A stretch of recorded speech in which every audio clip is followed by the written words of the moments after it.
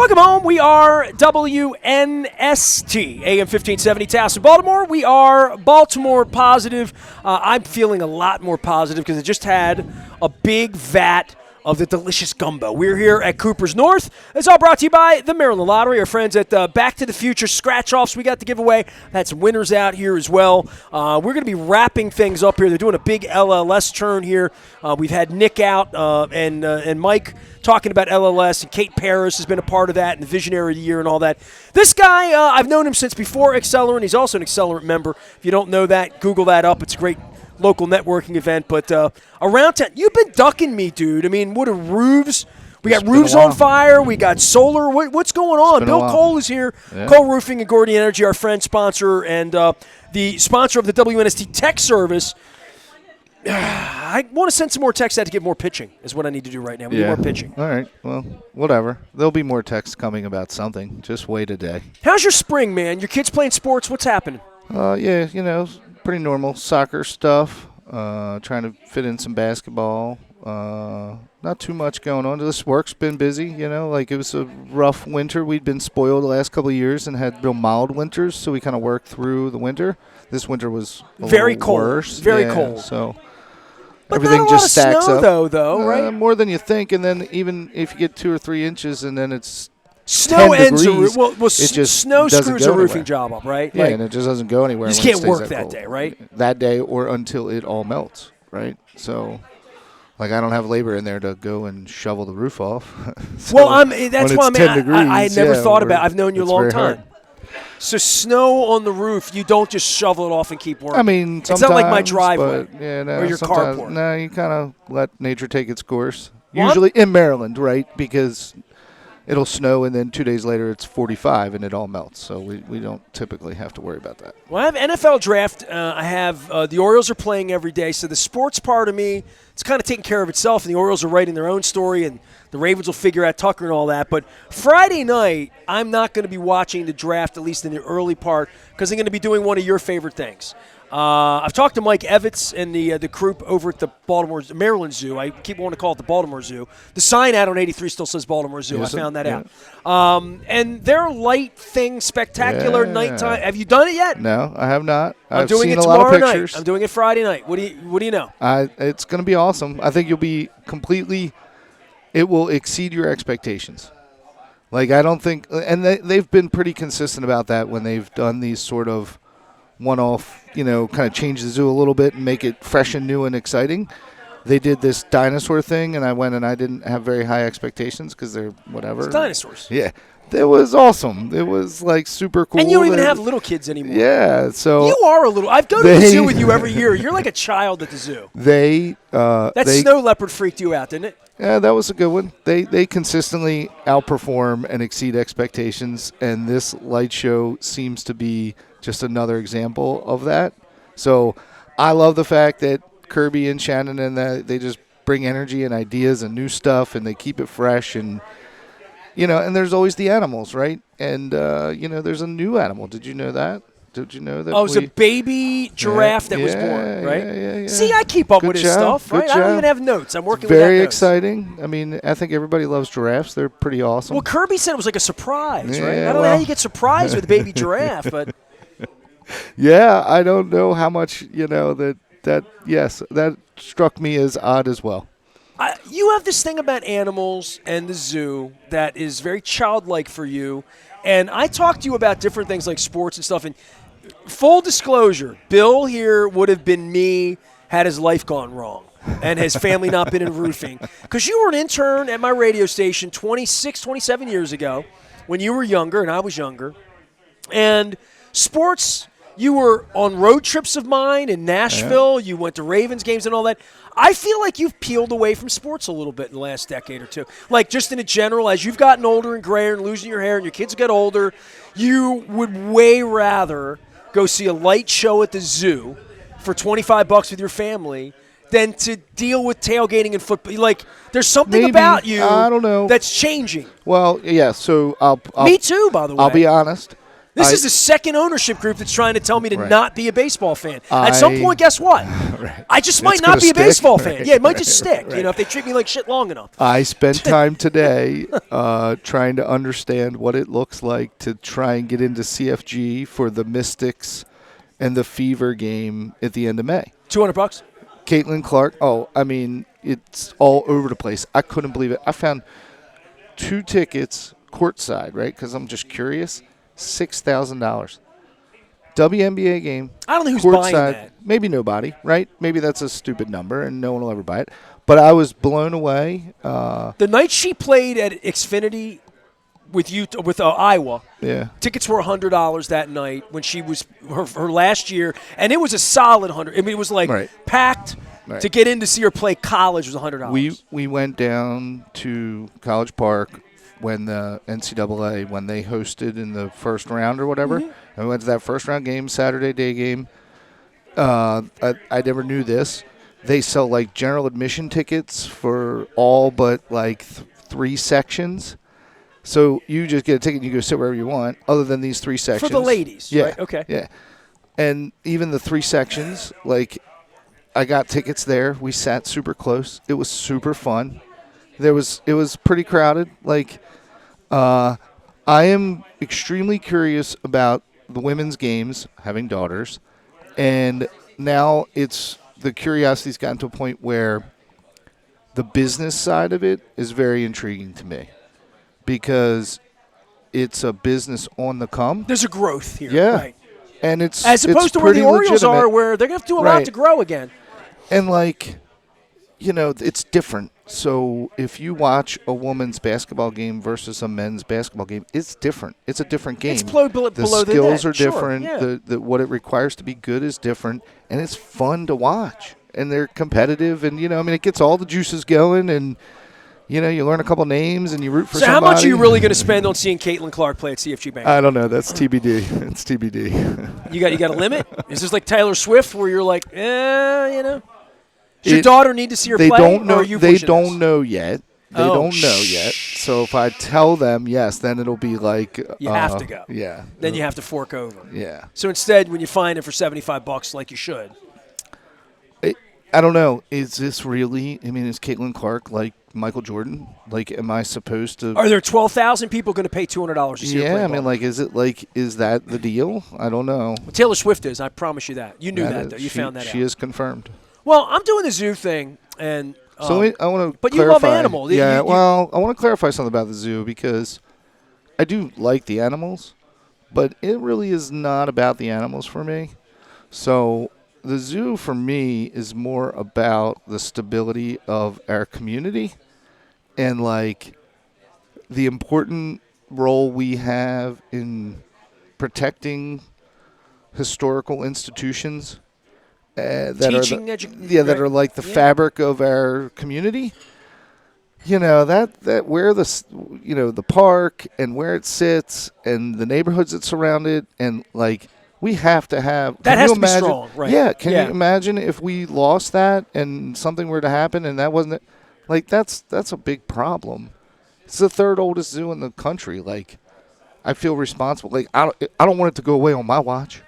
Like if So it's just when a little bit David of Rubenstein love. says he bought the Orioles to be a philanthropy, the zoo is truly a philanthropy. It's truly it's a civic asset. It's a community asset. It's a teaching asset. yeah. More than that, it's also outside. It involves walking. It involves so much education. You can't go to the zoo unless you're a complete clod and not learn something about the animals. And the people that are don't- there are there to teach you about top these animals. notch. They're amazing. People don't understand the amount of sustainability work that goes on behind the Feeding scenes them, and the cleaning them, just keeping them healthy. even out there in the universe, how we're protecting animals and what the ecosystems that we're building. So I did have a really good experience with my kids, with volunteers, going around the zoo. I always tell people go on a rainy day because there's nobody there, and like you get all the attention. I don't like to be outside in the All rain. the- I'm I- not going on a rainy day. Pick one of those like I was told go when it misty snows days. because the animals play in the snow. That's fine. That is another interesting thing. But the misting, 60 degrees and misting is really good All right. because you get all the volunteers and they have their My glasses undivided get wet. attention. Yeah. They tell you everything. They teach you everything. My kids had a wonderful time. So, But they got wet. kind of. Like we don't melt. We don't melt. So the animal thing. My wife loves animals. So anything that's like involved in that. I probably shouldn't say this out loud because it's true, but like she feeds the animals, like the squirrels and she's big into birding. We have orioles now that have come back. I haven't seen one yet, but the orioles are back right now, and I'm looking for the little orange-bellied oriole. But we have a chipmunk that she has taken. The chipmunk's taken a shine to her. The chipmunk comes to the door and will eat out of her hand. Wow. Now, this happens every day. This has been going on for weeks. She's committed. That there is a chipmunk that eats from her hand. You can't even get that at the zoo. Chip or Dale? Which one is it? I don't know if it's a boy or a girl. He's kind of I think it's a dude. He's kind of frisky, runs off. Nothing better than chipmunks, but, you could say, well, I fed a pigeon or I fed a squirrel. Everybody's done that or whatever. Chipmunks are pretty special, man. That's pretty hard to find. I didn't realize you could feed a chipmunk from your hand and train a chipmunk. Now, of course, our cat has some other ideas for the chipmunk. Yeah. Bill Cole is here. We're at Kooper's North, not Kooper's in Fells Point, not at Slancha, where we'll be. I did have the Slancha delicious gumbo here that they serve at Kooper's North, and the fish tacos are great here, the burgers, all that stuff. All that brought to you by the Maryland Lottery. Back to the Future is the promotion we're on right now. Handing these out. It's been a nice batch. All right, springtime. We've done animals. We've done the zoo. We've done roofs. We've done your miserable life in roofs in the winter and all that stuff. Give me a little economic thing here for you. Tariffs and equipment and where things come from. Give me how is this affecting you? Because I'm trying to talk to everybody in business about this because I think not all your products come from America, correct? Yeah. So most of ours do, actually, strangely. Okay, good. I am a big backup plan guy. Like, we have backup plans for our backup plans, and I think that if I had to pick one of the reasons why, our company's lasted over 100 years is because of that sort of cautious backup plans for the backup plans. Grandfather taught you that?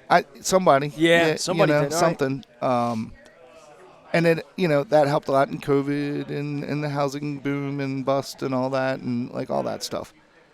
If there's one thing that I am attempting to really just lean into is that I believe Trump is consistent, and the consistency comes from he's going to say ridiculously outlandish things, and then reality is somewhere much closer to normal.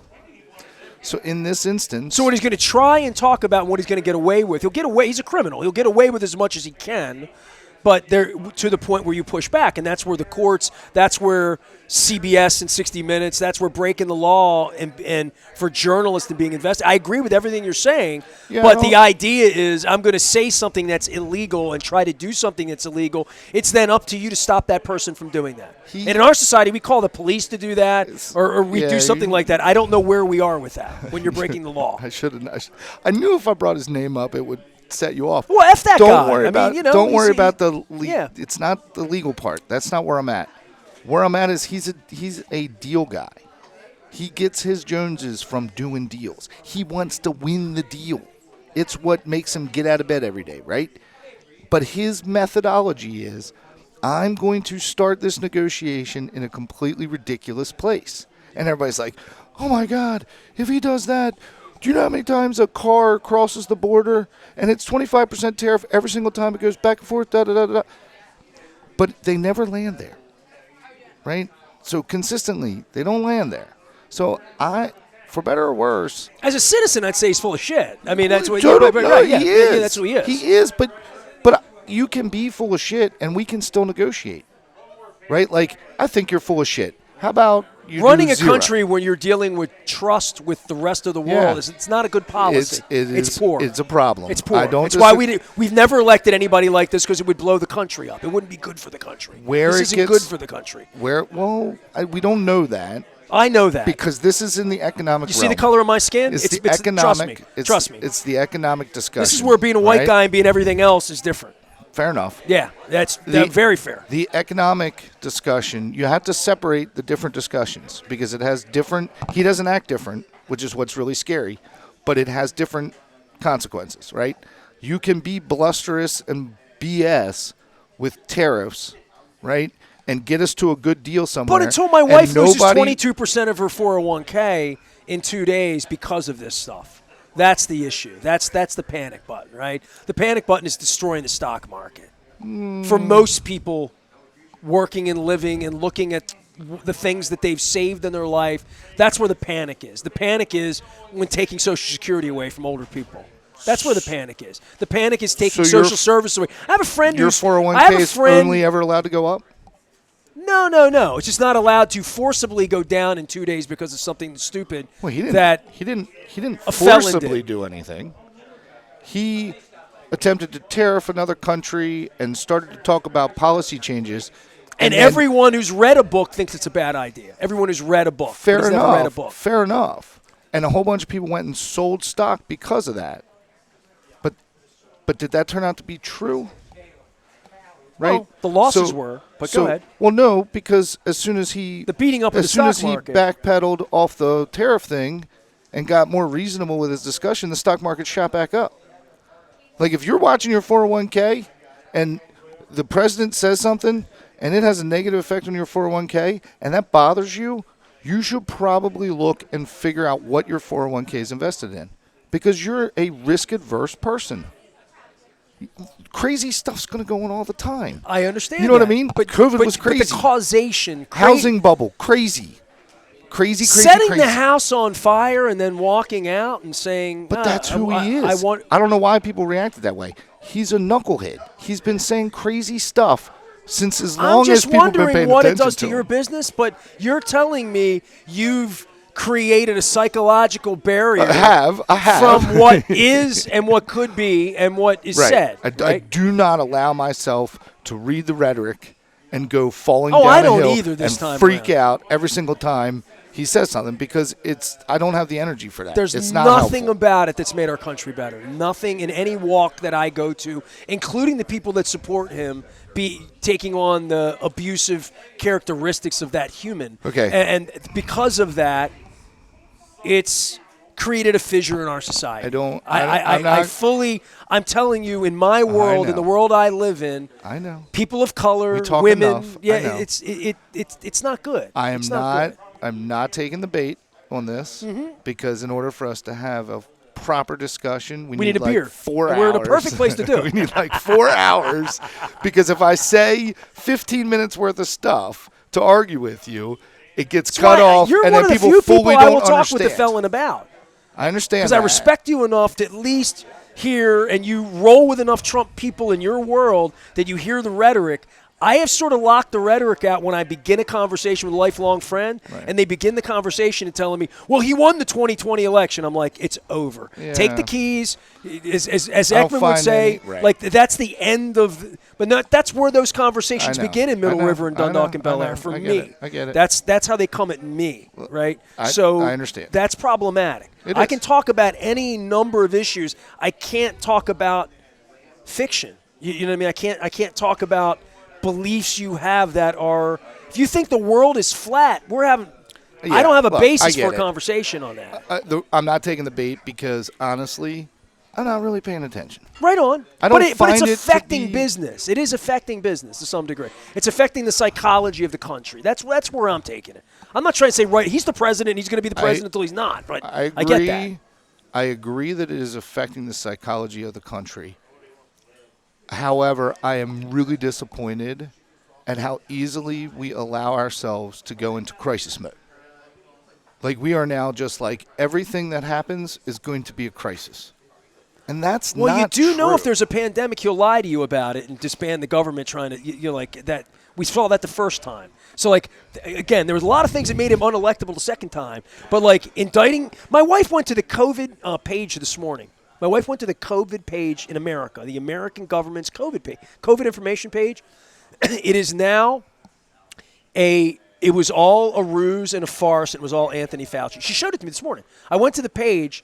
They've indicted Anthony Fauci on the COVID page in saying that it was all his fault. I find this portion of our discussion it's unbelievable. Completely useless because we're not getting anywhere. You asked me if it's affecting business. I haven't had a single contract pulled. Good. Right? I love hearing this. I haven't had someone tell me, So you're saying nobody's taking him seriously? that's sort of what I encourage. Okay, fair enough. I'm not saying that the things he's doing aren't going to have consequences. They totally are. And if you're getting fired at Social Security, if you're right. getting fired in NSA, then the chainsaw at USAID, that definitely affected people, and I get it. And there's not a lot of excuses, and I don't even. Again, we need 4 hours to fully unpack stuff. But we're good people. We want good things to happen here. When I see bad people doing bad things to good people, that's when my parents and me burr up. You know what I mean? The argument you're going to get as you walk around is, Ness, nobody disagrees that the government is inefficient, that there's too many people, that they waste money. Everybody agrees with that. So it's just like a non-starter argument, right? Because none of us have the numbers. None of us get into the details. Honestly, you and I talk about Trump till we're blue in the face, but the real problem here for everybody I talk to is in the state.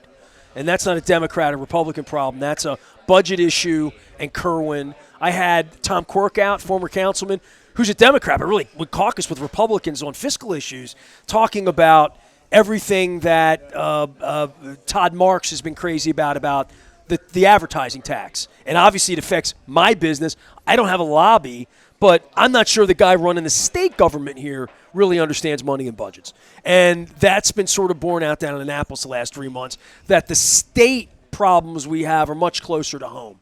I believe that from a taxation standpoint and from a evacuation standpoint, that if you were too rich over at Cole Roofing and you were 10 years older, you'd say, I'm just out of here because I'm not going to get taxed to death in Maryland. Right. And that's a real issue. No, I can totally agree with you that as I make my way around this town and the people I talk to, they do seemingly have a bigger focus on concerns about the state than the federal government, and that should be appropriate, right? Well, you and I get together at Mako. We go down to the beach. The way the government is structured is we really should be in our community, better at local, and then and then it just kind of keeps building, and things that the federal government are doing should be built and come out of all that local politics that pushes up and pushes up and pushes up. Strong communities, you don't need much from the federal government, right? Because you got jobs, you got housing, you got employment. You've got all of that going on in whatever you would think is the strongest community in the country. Whatever, not the richest, but the one that's functioning well, paying its bills, employment under 3%. Kids are getting wherever that place is, that's good local government, and that's a place where the federal government doesn't have to come in and be as helpful as, let's say, Mississippi, where they're 51st in education, or Oklahoma, where they're 53rd in whatever there are behind Puerto Rico and stuff. When I see states that are struggling, that really is where the federal government has to come in and help farmers and help things. Yeah, you have accused me of being a libertarian numerous times when we've talked, and I can't argue. You're not as crazy as libertarians. I can't argue too much. I mean, you're like libertarian. You're like light. In my mind, like the federal government has to protect us from other sovereign nations. That's their job. There is a role for the federal government around fiscal policy and monetary, and I'm not smart enough. I didn't, get enough classes to. That's why I'm going to have Honor Bambasu on. So, protect my liberties, keep the trust equation that you and I have that says $1's a dollar, right? If a dollar isn't really a dollar anymore, we have bigger problems. Can I sell you some Bitcoin? Because the president's into that too. So that devalues our dollar. But go ahead. The Bitcoin. See, people want to make that controversy too, and it doesn't have to be. If I sell you a Brett Favre autographed jersey for $300, guess what that Brett Favre autographed jersey's worth? I feel like I got value. $300. Right. It's worth $300 because you were willing to bet. That's what Bitcoin is. It's nothing else. If you got some and I want some and we agree, want to pay, it's done. Why, I got half a bowl of gumbo. What do you give me? Probably nothing. Probably a lot because it's delicious. I'll get my own. No, get a whole bowl. Get your own. The only other thing because again, we can't talk about anything in short. We need long.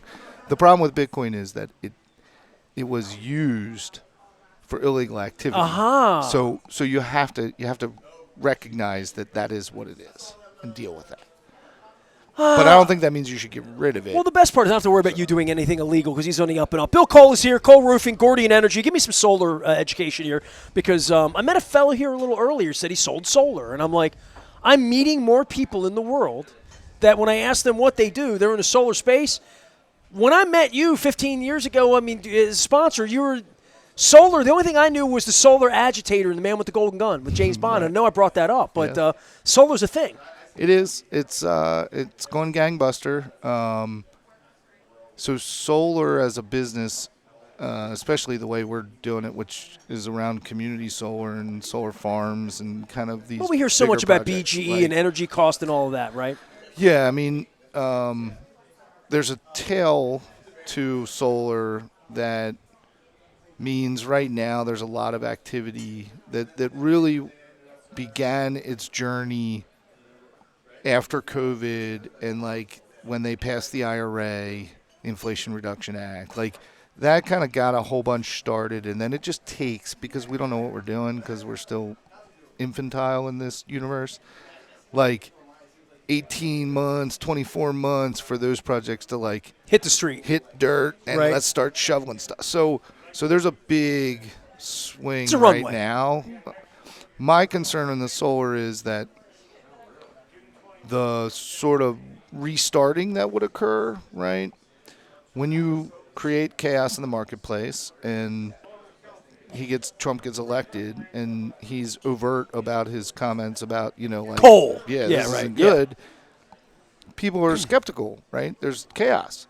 So they're like, all right, where am I going to go do work? When am I going to put my work? Where am I going to put my money to work?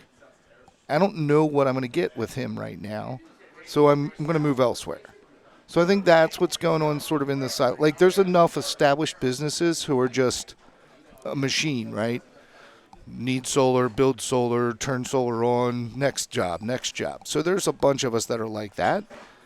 But then there's a whole bunch of people who are kind of like playing in the margins. They know a farmer. He doesn't want to farm anymore. Hey, man, you ever thought about solar? And all of a sudden this guy's like a deal maker, right? And now he's got to go find a solar company that can help get it together and a finance company. There's a lot of people like that. Are farmers doing okay in that world? Yeah, well, I mean, it's a great deal for farmers. I mean, forget the you don't have to harvest anything, right? Preserving agriculture land and all that. Like, that's not what we're debating. I'm debating that if a tenant farmer gets $300 for soybeans and he gets $1,500 for solar, that's better for him. He doesn't have to do anything. Like, he wasn't doing anything anyway because it was a tenant farmer. But so, yes, it's good. We don't have zoning figured out. We don't, you know what I mean? Like, it's not like we think about, hey, you're not allowed to put townhouses here, or you can't put a shopping center there. Like, we kind of think about that stuff and to our local government concept. Well, I've always thought about power is, power to me is I come into Kooper's and I plug in, and I don't think about what it's costing Patrick for me to be plugged in right now. The bill comes every month. We've become desensitized to how and where and what until BGE tries to stick it up your backside and you need the government to go in and protect yourself. Or in places like I remember California got real expensive on energy and different stuff like that. Still is very expensive. Water's that way in a lot of places as well. But the power part of it, it feels very automated. It feels like a sort of a set cost to many of us. Goes up in a little more air conditioned in summer, winter, heat, like all that. But there is a point for you saving people money, and if you haven't considered it, especially if you have a business and you have the space, you should at least know. That's always your thing, right? Know what you're getting, right? Yes, that is 100% what I tell people all the time. Know the math. Yeah. Do the math. I will make one comment about, rising prices and everything costing more and all that. Like, the only silver lining that I always try and remind myself with that is that innovation comes when the pain gets big enough that we innovate. And we're lazy creatures fundamentally, right? Like, if you make it easy for us, we'll just keep doing easy. The minute it gets hard, all of a sudden that good old-fashioned American ingenuity shows up, and we figure out a better, cheaper, faster way to do it. And I think that our country's in that mode right now. Like, if you're going to tariff everything, I'm going to figure out how to make it here for cheaper. If You're going to, raise my price of electricity, I'm going to go find out about solar.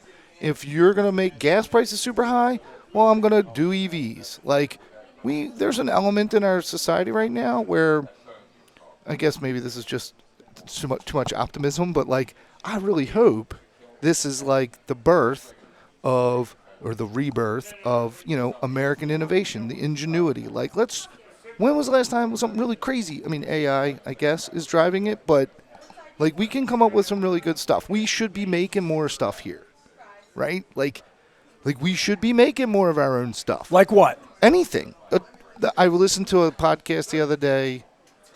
Guy wanted to make a $7 T-shirt, right? Because he wants to compete. He wants to make it in America. Didn't think it was possible. 6 months later, he's making a $7 T-shirt with cotton grown in North Carolina, the manufacturing facility, like, he figured it out. We thought the only place you could get a $7 T-shirt was from China. Well, this guy, he put his head down, and he figured it out. We should be doing that. There's no reason why we can't do that. All right. Right? Look for the American label, as long as it's not on your MAGA hat. He is Bill Cole. He is Cole Roofing and Gordian Energy.